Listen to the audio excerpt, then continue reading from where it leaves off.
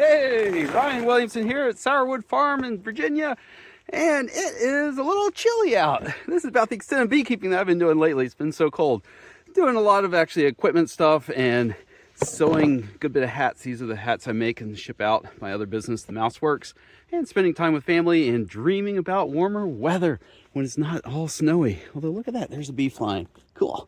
So anyway, I've been mostly focusing on YouTube on I guess posting what I think is more educational content, and thought that we should maybe do some fun. So I've been dreaming about spring and looking through various videos I've taken over the last year and just compiled a bunch of random clips. Not much rhyme or reason, but fun stuff. Obviously showing some mistakes I made, interesting observations, some family stuff. And yeah, just thought that'd be kind of fun to do something a little different. Hope you all enjoy it. Let's go for the ride.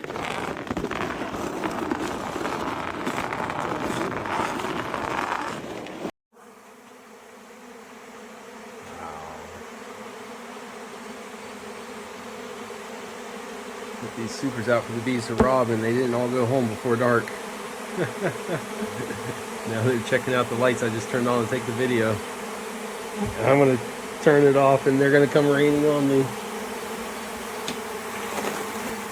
Boom! I just got covered in bees. Oh my gosh, it tickles.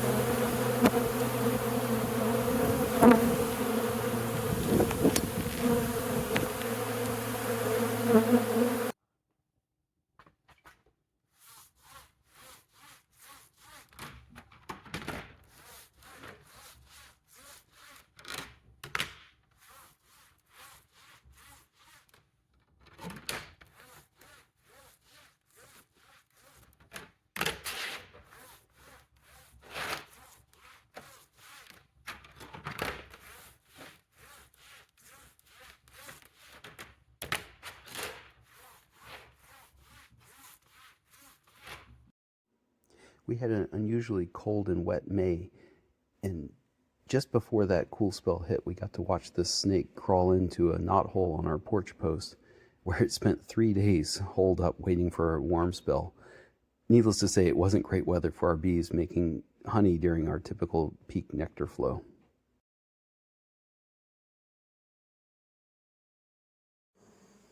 The bees just piling in there, almost all going in, almost nobody's coming out. Just piling in the entrances. It looks like it's almost raining bees. They're just dropping straight down out of the sky. And some of these colonies here, it's a one-way street. Everybody's coming in, nobody's going out. And if you look up there, it's a dark cloud. I just looked on the radar, and it is definitely going to storm really soon. And the bees know it, and they're coming home, bailing on foraging. It is so cool.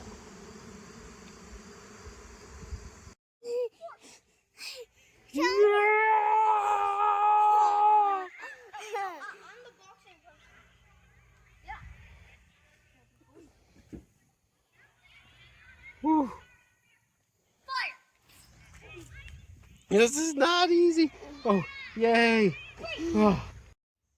I believe this is a German yellow jacket grabbing the head of a honeybee rather than the thorax to take home to its colony. Apparently the heads have more nutritional value and thus are preferred. I don't see them actually killing bees, but they certainly clean up the dead ones around my hives.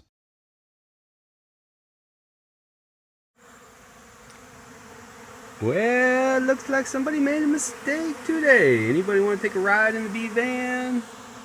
I clearly messed up again.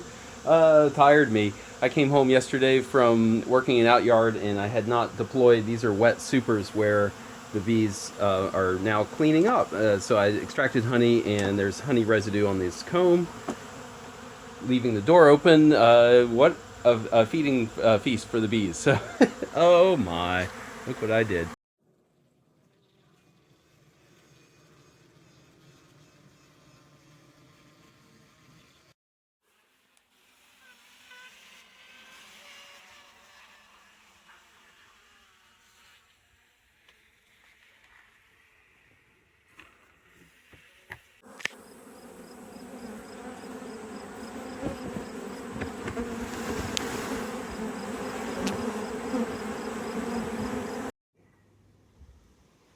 Ryan Williamson here at Sourwood Farm. I had another mishap in my cell builder. A virgin somehow got in. Actually, I'm pretty sure I know how. My box was a little bit warped. The Apame hives kind of twist and warp to fit the bottom base and don't. Anyway, the lid wasn't quite sealed. There was a place I saw bees getting out. I fixed it, but I think it was too late and a virgin got in. Come in a little bit later and look at that. They tore down all these cells. And these were cells I had already harvested most of them, and then the next day, look at that, they're also torn down. So I just made up a new wooden box setup, decided to ditch this Apame, and what I have here is a queen excluder. It's hard to see, but it's right way in here. I made a slot in the bottom board rails, which are glued up right now, so I got those holding it. But anyway, so I shook everybody in front. Everybody's got to march in the front door, and that should hopefully exclude the virgin that's in there killing my cells. So we'll just do a close-up of bees marching in.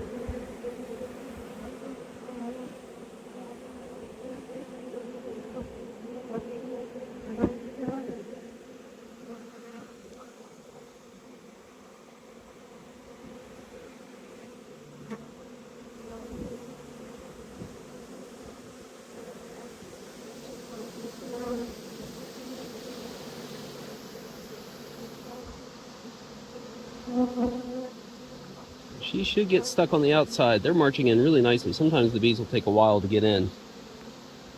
I'm keeping an eye to see if I see her. You can also see them marching around the back. That's a little worrisome. They can end up clustered under there, and sometimes that's where a virgin will be hiding.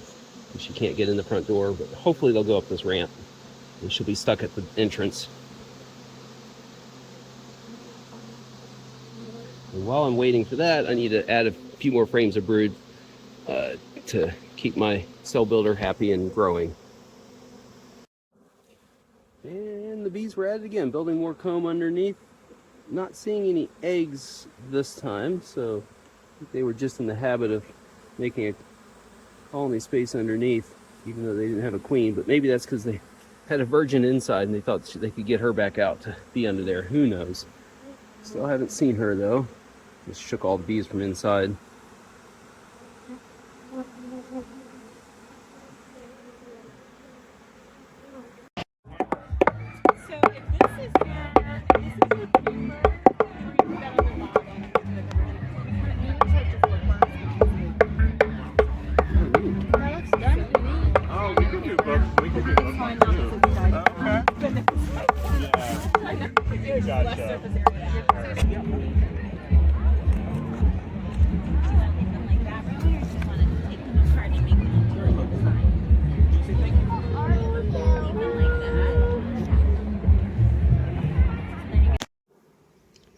Whoopsie, forgot to put some frames in last time I was here, and yep, the bees did their work.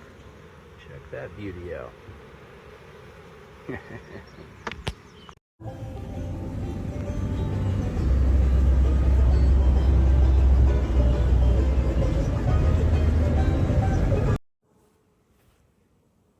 here's that strange propolis.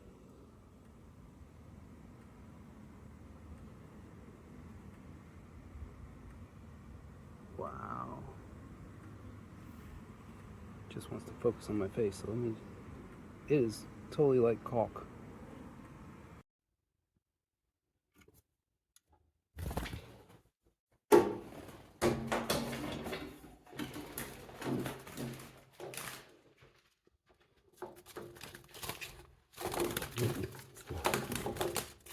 There we go.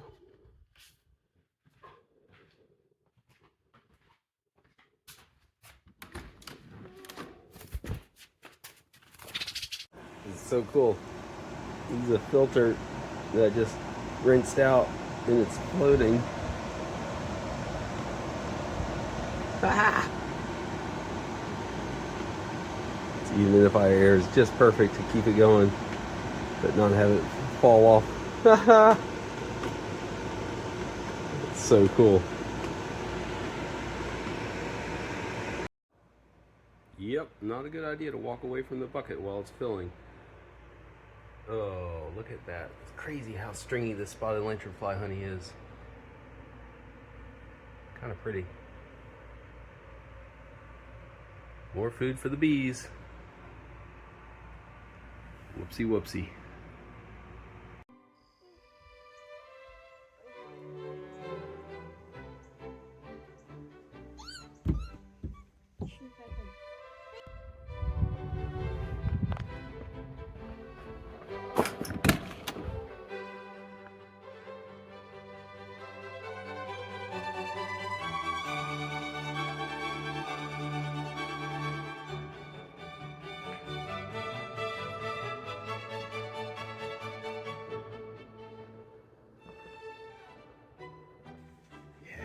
Special wood.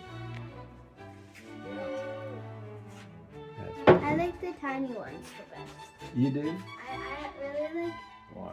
Do you see the tiniest one there? Look at that the one. tiny. I like that. Ooh, that that is very tiny. That one's really small. Feel this one.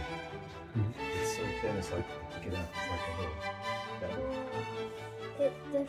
It's so soft. So it's not going to be my biggest show, but I've got a decent exposure. Yeah. I think it's a pretty good last hurrah.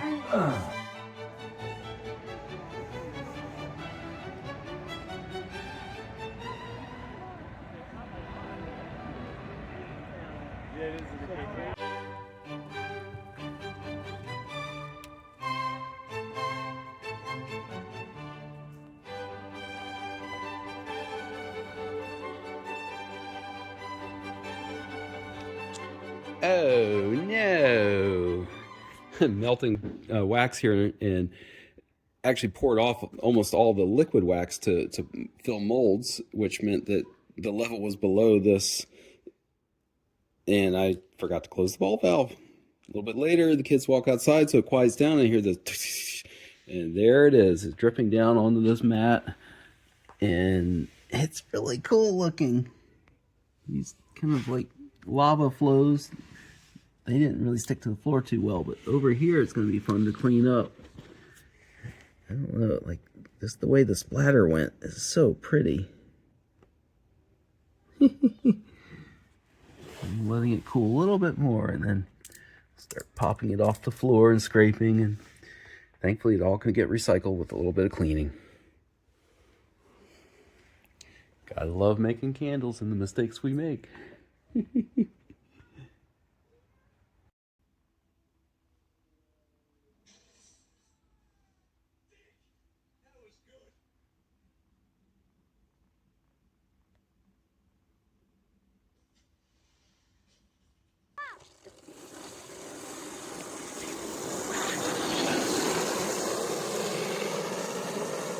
Who would have thought snow could be so hard you could bike on it?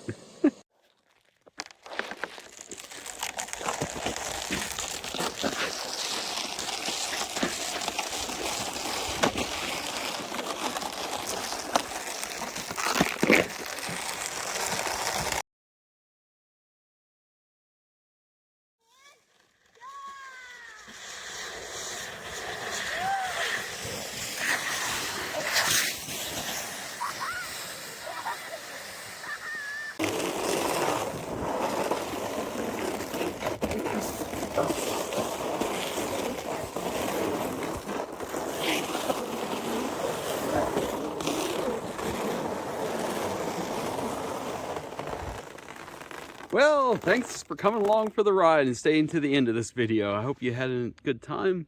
I sure did putting it together. It's been really fun to look back at some of those memories. This snow crust actually brings back some other memories. It's been really amazing. Virginia, we don't typically get a snow that lingers for weeks. You know, typically it snows and it gets warm and it melts. And whereas here it snowed in, well, sleeted, super cold weather, and it's just stayed really cold. And the crust is phenomenal. You can't hardly break through it. Without these grips on my feet, I would be slip sliding around.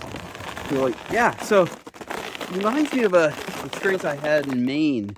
This is 1998, where we had a couple feet of snow up in the mountains, and then a similar kind of warm up, and it sleeted, made a very hard crust. Then another foot of snow or so, powder. And I remember going up and snowshoeing. I think the mountain was Old Speck Mountain. It's like a 4,200 foot mountain. We snowshoed all the way up to the summit, and I had been given these amazing Appalachian Trail mats from the 80s from my backpacking mentor when I was into long distance backpacking. And it showed that the old Appalachian Trail was, should we say, much less human friendly. It went straight down the mountain. So I convinced my friends that, hey, let's glissade down the old AT. So we started glissading, sliding on our feet. And one of us, I think it was me, fell on our, tripped and fell. And we're in snowshoes.